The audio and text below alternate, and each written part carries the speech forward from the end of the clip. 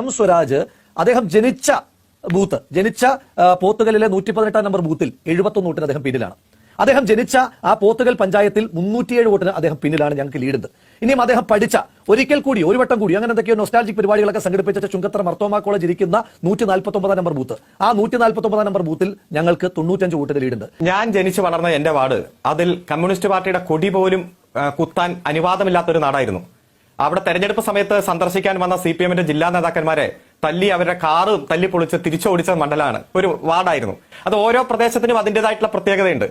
ഒരു തെരഞ്ഞെടുപ്പ് പോരാട്ടത്തിൽ അത് വീടിരിക്കുന്ന വാർഡിൽ പിറകിൽ അത് ചിലപ്പോൾ UDF-ന് നല്ല മെജോറിറ്റിയുള്ള വാർഡായിരിക്കും, അല്ലെങ്കിൽ മറ്റ് BJP-ക്ക് മെജോറിറ്റിയുള്ള വാർഡായിരിക്കും. നമ്മളെ സംബന്ധിച്ചിടത്തോളം ഏറ്റവും മികച്ച സ്ഥാനാർത്ഥി തന്നെയാണ് എം സ്വരാജ്, CPM-ന്റെ ഏറ്റവും പ്രധാനപ്പെട്ട യുവ നേതാക്കളിൽ ഒരാൾ. ഈ തെരഞ്ഞെടുപ്പിൽ അദ്ദേഹം ഉയർത്തിപ്പിടിച്ച രാഷ്ട്രീയവും ചർച്ചകളും എല്ലാം ഇന്നും സംവാദ വിഷയമാണ്. ഇന്നിപ്പോ അദ്ദേഹം തോറ്റപ്പോ അദ്ദേഹത്തെ കളിയാക്കാൻ വേണ്ടി UDF-ന്റെ നേതാക്കന്മാർ, പ്രത്യേകിച്ച് അടുത്ത കാലത്ത് BJP രാഷ്ട്രീയം വിട്ട് കോൺഗ്രസിലേക്ക് വന്ന നേതാവ്, ഇതിലും നല്ലൊരു തെരഞ്ഞെടുപ്പ് തോൽവി പ്രതീക്ഷിച്ചിരുന്നോ എന്നൊക്കെ രൂപത്തിൽ പോസ്റ്റ് ചെയ്തു. കാരണം ബാബറി മസ്ജിദിന്റെ താഴികക്കുടങ്ങൾ തച്ചു തകർക്കപ്പെട്ടപ്പോ അതിനുമായി ബന്ധപ്പെട്ടുകൊണ്ടുള്ള കോടതിയിൽ അവസാനം വന്ന വിധി, രാമക്ഷേത്രം പണിയാൻ വേണ്ടി വന്ന വിധി, ആ വിധിന്യായം വരുമ്പോൾ അദ്ദേഹം ഇട്ട ഒരു പോസ്റ്റിനെയാണ് കളിയാക്കിയത്.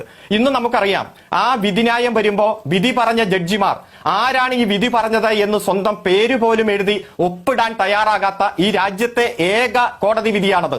പരമോന്നത നീതിപീഠത്തിൽ പോലും അത്തരത്തിൽ ഒരു ക്ഷേത്രം പണിയാൻ അനുവാദം കൊടുക്കുന്ന കോടതി വിധിയിൽ സ്വന്തം പേര് പോലും ജഡ്ജിമാർ എഴുതിയില്ല, ഒപ്പിട്ടിട്ടില്ല എന്നുള്ളത് ഏറ്റവും ഗൗരവമായിട്ടുള്ള കാര്യം മറ്റേത് കോടതി വിധിയിലാണുള്ളത്? ആ വിധി പറഞ്ഞ ജഡ്ജിമാരിൽ പ്രധാനി ഒരു മാസത്തിനുള്ളിൽ BJP-യുടെ MP ആയി രാജ്യസഭയിലേക്ക് വന്നത് നമ്മൾ ചർച്ച ചെയ്തതാണ്. അതിൽ വിധി പറഞ്ഞ രണ്ടാമത്തെ ആൾ 3 മാസത്തിനുള്ളിൽ ആന്ധ്രാപ്രദേശിന്റെ ഗവർണറായി BJP നോമിനേറ്റ് ചെയ്തത് നമ്മൾ കണ്ടതാണ്. അത്തരത്തിൽ ഏറ്റവും വലിയ പൊളിറ്റിക്കൽ വിഷയത്തിൽ പോലും ശരിയുടെ നിലപാട് സ്വീകരിച്ച് ആ നിലപാടിൽ നിന്ന് ഒരു ഘട്ടത്തിൽ പോലും, ഒരു ഉറുമ്പ് വലിപ്പത്തിൽ പോലും പുറകോട്ട് പോകേണ്ടി വരുന്ന സാഹചര്യം ഇല്ലാത്ത ഒരു ഏക നേതാവെന്ന് വിശേഷിപ്പിക്കപ്പെടാം അത്തരത്തിൽ ഉള്ള ഒരു പൊളിറ്റിക്കൽ ലീഡറാണ് സഖാവ് എം സ്വരാജ്. ആ സ്വരാജിനെ ഞങ്ങൾ മത്സരിപ്പിച്ചു, അന്തസ്സായിട്ട് തെരഞ്ഞെടുപ്പ് പോരാട്ടം നടത്തി. ഉയർന്നു വന്ന രാഷ്ട്രീയ വിഷയത്തിലെല്ലാം അദ്ദേഹത്തിന്റെ പ്രതികരണം വളരെ സ്നേഹത്തോടെ നാട് കാതോർത്തു. പക്ഷെ അതൊരു വിജയമാക്കി മാറ്റാൻ ഞങ്ങൾക്ക് കഴിഞ്ഞില്ല. അതിന്റെ പോരായ്മകൾ ഞങ്ങൾ പരിശോധിക്കുമെന്ന് പറഞ്ഞു, കുറവുകൾ പരിശോധിക്കും, കൂടുതൽ ശക്തമായി ഞങ്ങൾ ജനങ്ങളിലേക്ക് ഇറങ്ങും. ബഹുമാനപ്പെട്ട കോൺഗ്രസിന്റെ പ്രതിനിധി, ഞാൻ മനസ്സിലാക്കുന്നത് അദ്ദേഹത്തിന്റെ മണ്ഡലം, നിയമസഭാ മണ്ഡലം, ജനിച്ചു വളർന്ന മണ്ഡലം, അദ്ദേഹം കോൺഗ്രസ് ആണോ ഭരിക്കുന്നത്?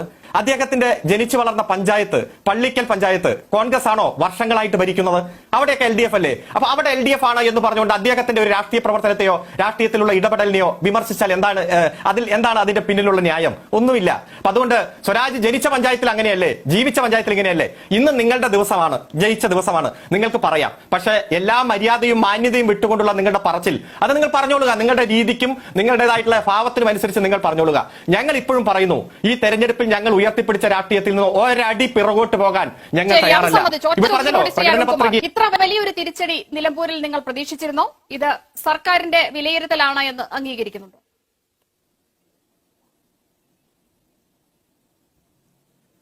ഈ തെരഞ്ഞെടുപ്പിൽ ഏറ്റവും സമഗ്രമായിട്ടുള്ള മതനിരപേക്ഷതയുടെ രാഷ്ട്രീയത്തെയും അതുപോലെ തന്നെ വികസിത രാഷ്ട്രീയവുമാണ് ഞങ്ങൾ ചർച്ചയാക്കിയത്. അത് എല്ലാ ജനങ്ങളിലേക്കും എത്തിക്കാൻ വേണ്ടി അതിശക്തമായിട്ടുള്ള പ്രവർത്തനം ഞങ്ങൾ നടത്തി. പക്ഷേ ഞങ്ങൾ ഉദ്ദേശിച്ച ഒരു മുന്നേറ്റം ഉണ്ടാക്കാൻ കഴിഞ്ഞില്ല. UDF-ന്റെ സ്ഥാനാർത്ഥി ആര്യാടൻ ഷൗക്കത്ത് 11,000 വോട്ടിന് വിജയിച്ചു. ഈ അവസരത്തിൽ വിജയിച്ച് MLA ആയി മാറിയ ശ്രീ ഷൗക്കത്തിനെ അഭിനന്ദിക്കുകയാണ്, അദ്ദേഹത്തിന് എല്ലാ ആശംസകളും നേരുകയാണ്. പക്ഷേ ഞങ്ങൾ ഉദ്ദേശിച്ച ഒരു വിജയം നേടാൻ ഞങ്ങൾക്ക് കഴിഞ്ഞില്ലെങ്കിലും ഞങ്ങളുടെ വോട്ടിന്റെ അടിത്തറയിൽ ഒരു കുറവും സംഭവിച്ചിട്ടില്ല. അവിടെ 35 കൊല്ലം തുടർച്ചയായി UDF വിജയിച്ചൊരു മണ്ഡലമായിരുന്നു. 1991 മുതലുള്ള തെരഞ്ഞെടുപ്പ് ചരിത്രം എടുത്ത് പരിശോധിച്ചാൽ ആ 91, 96, 2001 തെരഞ്ഞെടുപ്പുകളിലെല്ലാം ഞങ്ങൾക്ക് ഒരു 55,000, ആവറേജ് 54,000, 55,000 വോട്ടാണ് ലഭിച്ചത്. എന്നാൽ 2006 ഞങ്ങൾക്ക് 69,452 വോട്ട് കിട്ടി. കേരളത്തിൽ 20-ൽ 18 സീറ്റും LDF ലോക്സഭയിലേക്ക് തൂത്തുവാരി വലിയ രാഷ്ട്രീയ മുന്നേറ്റം ഉണ്ടാക്കിയ പശ്ചാത്തലത്തിൽ നടന്ന തെരഞ്ഞെടുപ്പിലാണ് ഞങ്ങൾക്ക് 69,452 വോട്ട് കിട്ടിയത്. പിന്നീട് 2011 നടന്ന തെരഞ്ഞെടുപ്പിൽ ആര്യാടൻ തന്നെ വിജയിക്കുമ്പോൾ ഞങ്ങൾക്ക് 60,000 ശിഷ്ടം വോട്ടാണ് കിട്ടിയത്.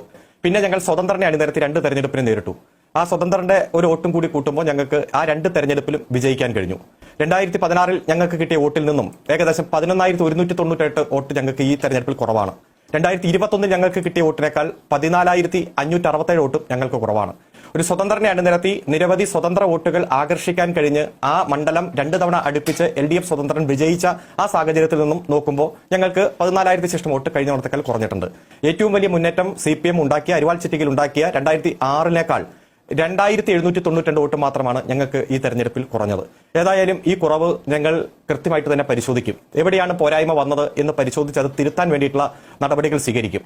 ഞങ്ങൾ ഉയർത്തിപ്പിടിച്ച വികസനത്തിന്റെ രാഷ്ട്രീയവും ക്ഷേമ രാഷ്ട്രീയവും അതുപോലെ തന്നെ സമഗ്രമായിട്ടുള്ള മതനിരപേക്ഷതയുമെല്ലാം അത് ഞങ്ങൾ ഉറച്ചു നിൽക്കുന്നു. അത് തുടർ ക്യാമ്പയിനുകളായി ഞങ്ങൾ വീണ്ടും ജനങ്ങളെ സമീപിക്കും. എവിടെയെങ്കിലും ഞങ്ങൾക്ക് പോരായ്മകൾ ഉണ്ടെങ്കിൽ അത് തിരുത്താനും കുറവുകൾ കണ്ടെത്തി പരിഹരിക്കാനും ഉള്ള ശ്രമം ഞങ്ങൾ നടത്തും. എന്നാൽ UDFന്റെ ഒരു ചിത്രം നോക്കുക. ഇപ്പൊ UDF വിജയിച്ചു, ഞങ്ങൾ ആ വിജയത്തിൽ അവരെ അഭിനന്ദിക്കുകയും ചെയ്യുകയാണ്. എന്നാൽ 2021 നിയമസഭ പിണറായി വിജയൻ സർക്കാരിന്റെ വിലയിരുത്തലാണോ? കാരണം LDFന്റെ കൈവശമുണ്ടായിരുന്ന സീറ്റാണ് ഇപ്പോൾ കൈവിട്ടു പോയിരിക്കുന്നത്. യെസ്, ഞാനതിലേക്ക് വരാം. അതാണ് പറഞ്ഞു വന്നത്. ഇപ്പൊ UDF വിജയിച്ചു, ഞങ്ങൾ അവരെ അഭിനന്ദിക്കുകയും ചെയ്തു. പക്ഷെ UDFന് എന്താണ് 3000 വോട്ടാണ് കഴിഞ്ഞ തവണത്തേക്കാൾ ഈ തവണ പോളിംഗ് വർദ്ധിച്ചത്. 2021 പോൾ ചെയ്ത വോട്ടിനേക്കാൾ 3000 വോട്ട് വർദ്ധിച്ചു. UDF തന്നെ പലതവണ പത്രസമ്മേളനം നടത്തി പ്രഖ്യാപിച്ചു, ഞങ്ങൾ UDFന്റെ 7000 പുതിയ വോട്ട് ചേർത്തു, ഉറപ്പുള്ള 7000 വോട്ട് ചേർത്തു. അപ്പൊ 10000 വോട്ടിന്റെ ഇത് വന്നല്ലോ. കഴിഞ്ഞ തവണ VV പ്രകാശൻ അവരുടെ സ്ഥാനാർത്ഥി മേടിച്ച വോട്ടിനേക്കാൾ ഈ തവണ 790 വോട്ട് കുറവാണിപ്പോ. UDF ജയിച്ചു, ആ ജയം അംഗീകരിക്കുമ്പോഴും 2011 790 വോട്ട് അവർക്ക് കുറവാണ്. അവർ 7000 വോട്ട് കൂടുതലായി ചേർത്തു. അതോടൊപ്പം തന്നെ 3000 വോട്ട് പുതിയ വോട്ടിംഗ് ശതമാനത്തിൽ ഉണ്ടായിട്ടുള്ള വർധന, പുതിയ വോട്ടർമാർ വോട്ട് ചെയ്തു പോളിംഗ്. അതേപോലെ ലോക്സഭാ തെരഞ്ഞെടുപ്പ് എടുത്ത് നോക്കിയാൽ ഈ ഒരു കൊല്ലം മുമ്പ് നടന്ന ലോക്സഭാ തെരഞ്ഞെടുപ്പിൽ അവരുടെ ഭൂരിപക്ഷം 56,363 വോട്ടായിരുന്നു. ഇത് LDFനേക്കാൾ നിലമ്പൂർ മണ്ഡലത്തിൽ UDFന് കിട്ടിയ ഭൂരിപക്ഷം. അതിനുശേഷം പ്രിയങ്ക ഗാന്ധി ബൈ ഇലക്ഷൻ മത്സരിക്കുമ്പോൾ അത് 65,132 വോട്ട് കിട്ടി. 65,132 വോട്ട് ഭൂരിപക്ഷമാണ്. ഞങ്ങൾക്ക് കിട്ടിയ വോട്ട് വെറും 29,911 വോട്ടാണ്. ആ 29,911 വോട്ട് കിട്ടുമ്പോൾ അവർക്ക് കിട്ടിയ ഭൂരിപക്ഷമാണ് ഇത്ര. അപ്പൊ ഞങ്ങൾക്ക് ആ 29,111 നിന്ന് 36,740 വോട്ട് കൂടുതൽ കിട്ടിയില്ലോ. അങ്ങനെയാണല്ലോ 66,600. അപ്പൊ കണക്കുകൾ സാങ്കേതികമായിട്ട് പരിശോധിച്ചാൽ LDFന്റെ അടിത്തറയ്ക്ക് ഒരു കോട്ടവും സംഭവിച്ചില്ല. പക്ഷേ ഈ സാഹചര്യത്തിൽ തെരഞ്ഞെടുപ്പ് വിജയം നേടാൻ ഞങ്ങൾക്ക് കഴിഞ്ഞില്ല. അത് നന്നായി തന്നെ ഈ LDF ഗവൺമെന്റിന്റെ നേട്ടങ്ങൾ ഞങ്ങൾ ജനങ്ങൾക്കിടയിൽ ചർച്ചയാക്കിയിരുന്നു. പവർ കട്ടും ലോഡ് ഷെഡിംഗും ഇല്ലാതെ വിദ്യാഭ്യാസ ആരോഗ്യ മേഖലയിലുള്ള പുരോഗതി, വികസന രംഗത്ത് വന്ന മാറ്റം, ക്ഷേമ രംഗത്ത് വന്ന മാറ്റം, വിജ്ഞാന സമൂഹമായിട്ട് കേരളം മാറുന്നത്. സ്വരാജ് പറഞ്ഞതുപോലെ തന്നെ ശരിയായ നിലപാട് എപ്പോഴും അംഗീകരിക്കപ്പെടണമെന്നില്ല. ഞങ്ങൾക്ക് അംഗീകരിക്കപ്പെടാതെ പോയ സാഹചര്യത്തിലും ശരിയായ നിലപാടുകളിൽ ഒരു മാറ്റമില്ല.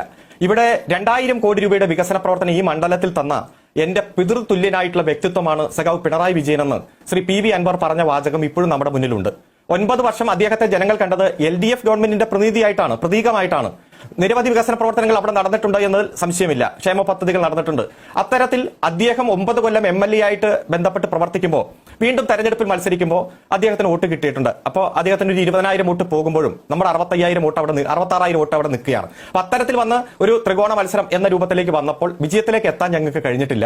പക്ഷെ എന്നിരുന്നാലും ഞങ്ങൾ ആ കുറവുകൾ കണ്ടെത്തും, പരിശോധിക്കും, കൂടുതൽ ജനങ്ങളിലേക്ക് ഇറങ്ങും. പ്രതിപക്ഷ നേതാവ് എന്തായിരുന്നു പറഞ്ഞത്? പലതവണ പറഞ്ഞത് പ്രതിപക്ഷ നേതാവ് പറഞ്ഞത് ശ്രീ PV അൻവർ പിടിക്കുന്ന വോട്ടിൽ 80% LDFന്റെ വോട്ടായിരിക്കുമെന്നതാണ്, 20% UDFന്റെ വോട്ടായിരിക്കുമെന്ന്. അത് കടമെടുത്താൽ ഞാനത് കോപ്പി ചെയ്യല്ല, കടമെടുത്താൽ 20,000-ഓളം വോട്ടാണ് PV അൻവർ പിടിച്ചത്. അപ്പൊ 16,000-ഓളം വോട്ട് LDFന്റെ പോയി എന്നാണ്. അങ്ങനെ ആധികാരികമായിട്ടല്ല ഞാൻ പറയുന്നത്. അപ്പൊ സൂചിപ്പിച്ചത് ഇത്തരത്തിലൊരു തെരഞ്ഞെടുപ്പിൽ LDFന്റെ പ്രതീകമായിട്ട് നിന്ന ഒരാൾ അപ്പുറത്ത് പോയിട്ട് മത്സരിക്കുന്നു. അപ്പോ ഇവിടെ കിട്ടേണ്ട വോട്ട് കുറച്ച് മിസ്സായിട്ടുണ്ട്. ഞങ്ങൾ ഉദ്ദേശിച്ച ഒരു വോട്ടിലേക്ക് വന്നിട്ടില്ല. ഇതെല്ലാം പരിശോധിച്ച് തിരുത്തുവാനും ഞങ്ങൾ തിരിച്ചു പിടിക്കുവാനും കൂടുതൽ മുന്നേറ്റം ഉണ്ടാക്കാനും വേണ്ടിയിട്ടുള്ള പ്രവർത്തനങ്ങൾക്ക് രൂപം നൽകും. UDFന് 35 കൊല്ലം കയ്യിലിരുന്ന വലിയ ആധികാരികമായിട്ട് രാഷ്ട്രീയ മുന്നേറ്റമുള്ള ഒരു മണ്ഡലത്തിൽ ഏറ്റവും മികച്ച തെരഞ്ഞെടുപ്പ് പോരാട്ടം നടത്താൻ ഞങ്ങൾക്ക് കിട്ടാവുന്ന ഏറ്റവും മികച്ച സ്ഥാനാർത്ഥിയെ ഞങ്ങൾ അവിടെ അണിനിരത്തി. അതിന്റെ ഭാഗമായി ഏറ്റവും മികച്ച പോരാട്ടവും നടത്തി.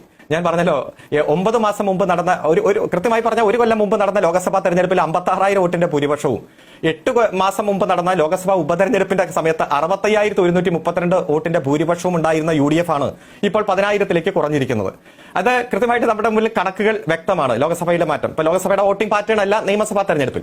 ഞങ്ങളെ സംബന്ധിച്ചിടത്തോളം ഏറ്റവും മികച്ച രാഷ്ട്രീയം തന്നെ വളരെ ചിട്ടയായിട്ട് ഈ തെരഞ്ഞെടുപ്പ് പ്രചരണത്തിന്റെ ഭാഗമായി ഉൾക്കൊള്ളിക്കാനും മുഴുവൻ വോട്ടർമാരിലേക്കും അത് എത്തിക്കാൻ കഴിഞ്ഞു. പക്ഷേ ഈ മണ്ഡലത്തിൽ ഇപ്പോഴത്തെ ഒരു സാഹചര്യം, കാരണം 9 കൊല്ലമായി LDFന്റെ പ്രതീകമായി കണ്ട ഒരു ആൾ തന്നെ റിബൽ സ്ഥാനാർത്ഥിയായിട്ട്, റിബലല്ല സ്വതന്ത്ര സ്ഥാനാർത്ഥിയായിട്ട് വരുന്നു. ആ ഒരു സാഹചര്യത്തിൽ ഉണ്ടായിട്ട് ഒരു കൺഫ്യൂഷനും മറ്റുമാണ്. ഞങ്ങൾക്ക് ഉദ്ദേശിച്ച ഒരു വോട്ട് നേടാൻ കഴിഞ്ഞിട്ടില്ല എങ്കിലും ഞങ്ങൾ ഈ പ്രചരണം ശക്തിപ്പെടുത്തും. ഞങ്ങൾ ഉയർത്തിപ്പിടിക്കുന്ന രാഷ്ട്രീയം ശരിയുടെ രാഷ്ട്രീയമാണെന്ന് ഞങ്ങൾക്ക് ബോധ്യമുണ്ട്. അത് വികസനത്തിന്റെ രാഷ്ട്രീയമാണ്. അത് ആഗോളവൽക്കരണ നയങ്ങൾക്കുള്ള ബദലാണ്. ഇപ്പൊ തന്നെ ഇന്നലത്തെ പത്രത്തിലെ ഏറ്റവും പ്രധാനപ്പെട്ട വാർത്ത 81 ലോകരാജ്യങ്ങളിലെ കുട്ടികൾ കേരള യൂണിവേഴ്സിറ്റിയിൽ ഈ വർഷം അഡ്മിഷൻ എടുത്തിരിക്കുന്നു എന്നതാണ്. 2620 കുട്ടികൾ അപേക്ഷ കൊടുത്തു. അപ്പൊ ഉന്നത വിദ്യാഭ്യാസ രംഗത്ത് വരെ നമ്മുടെ നേട്ടം വിദേശ രാജ്യങ്ങളിലേക്ക് എത്തുന്നു എന്നതുകൊണ്ടാണല്ലോ 81 ലോകരാജ്യങ്ങളിലെ കുട്ടികൾ കേരള യൂണിവേഴ്സിറ്റിയിലേക്ക് എത്തുന്നത്. അപ്പൊ അത്തരത്തിൽ ഉള്ള മാറ്റം എല്ലാ മേഖലയിലും ദൃശ്യമാണ്. പക്ഷേ ആ ദൃശ്യം ഞങ്ങൾ കൃത്യമായി തന്നെ പോസിറ്റീവായി ജനങ്ങളെ ക്യാമ്പയിൻ ചെയ്തു. ആ ക്യാമ്പയിൻ ചെയ്തതിൽ അത് വോട്ടായിട്ട് മാറ്റാണ്ടായിട്ടുള്ള കുറവുകൾ പരിശോധിക്കും. ഇപ്പോഴും ഞങ്ങൾക്ക് ഏകദേശം ഈ കേരളത്തിലുള്ള മൊത്തം സീറ്റിന്റെ CPM തന്നെ 48% സീറ്റ് CPM തന്നെയാണ്. 2024 ലോക്സഭാ തെരഞ്ഞെടുപ്പിൽ സാക്ഷാൽ രാഹുൽ ഗാന്ധി വന്ന് മത്സരിക്കുമ്പോൾ UDF കിട്ടിയ വോട്ട് ഈ മണ്ഡലത്തിൽ 99,325 വോട്ടാണ്. അതിനുശേഷം ആണല്ലോ ഞങ്ങളുടെ പ്രകടന പത്രികയുടെ ഭാഗമായിട്ടുള്ള പ്രോഗ്രസ് റിപ്പോർട്ട് ഇറങ്ങിയതും ഈ പറഞ്ഞ രാഷ്ട്രീയ വിഷയങ്ങളെല്ലാം ഇവർ ഉയർത്തിയതും. ആ തെരഞ്ഞെടുപ്പിൽ കിട്ടിയ വോട്ടിനേക്കാൾ ഇവർക്ക് കുറഞ്ഞത് 21,588 വോട്ടാണ്.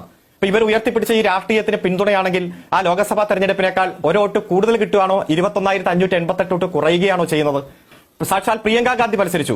പ്രിയങ്ക ഗാന്ധിക്ക് കിട്ടിയ വോട്ട് 95,043 വോട്ടാണ്. അതിൽ നിന്നും 17,306 വോട്ടാണ് ഈ തെരഞ്ഞെടുപ്പിൽ കുറഞ്ഞത്. ഇവർ ഈ പറഞ്ഞ രാഷ്ട്രീയ വിഷയങ്ങളൊക്കെ ഉയർത്തിയപ്പോൾ ഇവർക്ക് കുറയുകയല്ലേ കിട്ടിയേ.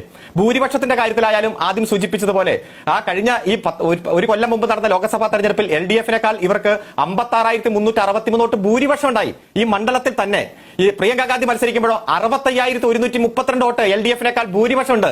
അതാണ് ഇപ്പൊ 11,037. അപ്പൊ കണക്കുകൾ കൃത്യം. പിന്നെ ഇവിടെ സ്ഥാനാർത്ഥിയായി സ്വരാജ് വരുന്നതിന് മുമ്പ് ആക്ഷേപിക്കുക, വന്നതിന് ശേഷം ആക്ഷേപിക്കുക. 2016 വലിയ തരത്തിൽ തെരഞ്ഞെടുപ്പ് നടക്കുമ്പോഴും വലിയ പ്രചരണം നടത്തി മുന്നോട്ട് പോകുമ്പോഴും കോൺഗ്രസിന് ഈ കേരളത്തിൽ കിട്ടിയത് 140-ൽ 22 സീറ്റ് മാത്രമാണ്. 2021 ചരിത്രത്തിൽ ആദ്യമായിട്ടാണല്ലോ ഭരണ തുടർച്ച. സ്വർണ്ണക്കള്ളക്കടത്തും ബിരിയാണി ചെമ്പും ഈന്തപ്പഴത്തിന്റെ കുരുവും കേന്ദ്ര ഇൻവെസ്റ്റിഗേഷൻ ഏജൻസി ഒക്കെ വച്ച് പ്രചരണം നടത്തിയിട്ടും അവർക്ക് ആകെ കിട്ടിയത് 21 സീറ്റാണ്. ഇപ്പോൾ അത് 22 മാറി. 140-ലാണ് 22.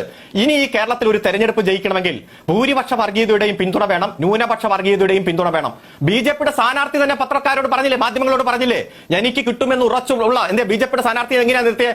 കൃത്യമായി ക്രിസ്ത്യൻ വോട്ട് മൊബിലൈസേഷന് വേണ്ടി, അതുപോലെ തന്നെ സഭയുടെ പിന്തുണ കിട്ടാൻ തലേ ദിവസം വരെ കോൺഗ്രസിന്റെ UDF-ന്റെ നേതാവായിരുന്ന ഒരാളെ കൊണ്ടുവന്ന് നിർത്തിയിട്ട് എനിക്ക് കിട്ടുമായിരുന്നു ഇത്ര വോട്ട് ആര്യാടൻ ഷൗക്കത്തിന് പോയി എന്ന് എന്റെ സുഹൃത്തുക്കൾ BJP-ക്കാർ തന്നെ എന്നോട് പറഞ്ഞു എന്ന് പറയുന്നു. അതുകൊണ്ട് ഭൂരിപക്ഷ വർഗീയതയുടെയും ന്യൂനപക്ഷ വർഗീയതയുടെയും വോട്ടും പിന്തുണയും ഇല്ലാതെ കേരളത്തിൽ ഒരു തെരഞ്ഞെടുപ്പും വിജയിക്കാൻ കഴിയില്ല എന്ന തരത്തിലേക്ക് UDF മാറി. അതാണ് അടുത്ത കാലത്ത് കാണുന്ന എല്ലാ തെരഞ്ഞെടുപ്പിലും. പാലക്കാട് നമ്മൾ കണ്ടു, റിസൾട്ട് വരുന്നതിന് മുമ്പ് SDPIയുടെ പ്രകടനം നമ്മൾ കണ്ടു. ഇവിടെയും SDPIക്ക് 1,206 വോട്ടാണ് കഴിഞ്ഞ തവണ കിട്ടിയതിനേക്കാൾ ഇപ്പോൾ നഷ്ടപ്പെട്ടിരിക്കുന്നത്.